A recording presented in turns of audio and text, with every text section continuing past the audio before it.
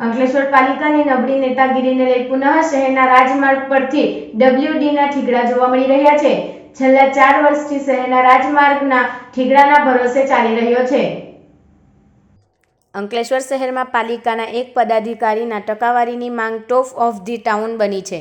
એટલું જ નહીં, ટકાવારી નક્કી કરવા માટે પાલિકા કચેરીમાં નહીં પણ ખાનગી જગ્યામાં બોલાવી મિટિંગો કરી ગોઠવણ ચાલી રહી છે।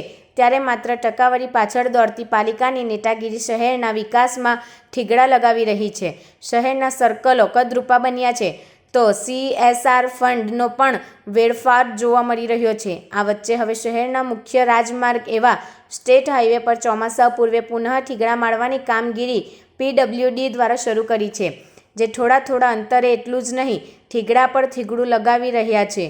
છેલ્લા 4 વર્ષથી શહેરના રાજમાર્ગ ઠીગડાના હવાલે કરી ઉબરખબર કરી દીધો છે, જેને લઈ શહેરીજનોને શારીરિક અને આર્થિક આપદા વેઠવી પડી રહી છે।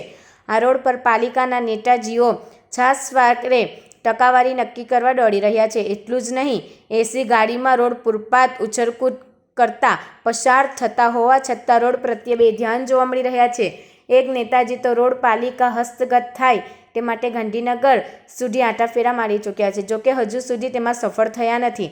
ત્યારે શહેરોમાં થઈ રહેલા વિકાસના કામોમાં પણ ગુણવત્તા કઠણી છે। એટલું જ નહીં, ટકાવારીમાં ચક્કરમાં હલકી કક્ષાનું કામ ઇજારદાર કરી રહ્યા છે તો ચાલતી કામગીરીને સામે નેતાજી જોવા પણ તસ્દી ના લઈ ટકાવારી નક્કી થતાં જ ઇજારદારના બિલો પાસ કરાવી રહ્યા છે, જેથી કટકી જલ્દી મળી જાય। ત્યારે શહેરને કદરૂપું બનાવતા અટકાવવા માટે કે પછી શહેરને સુવ્યવસ્થિત માર્ગ આપવાના આયોજન તરફ વાળવાના બદલે હાથમાં ઝાડુ લઈ જ્યાં માર્ગ સાફ છે અને કચરો પણ નથી ત્યાં ઊભા રહી ફોટો સેશન કરવામાં જ રચ્યા પચ્યા જોવા મળી રહ્યા છે।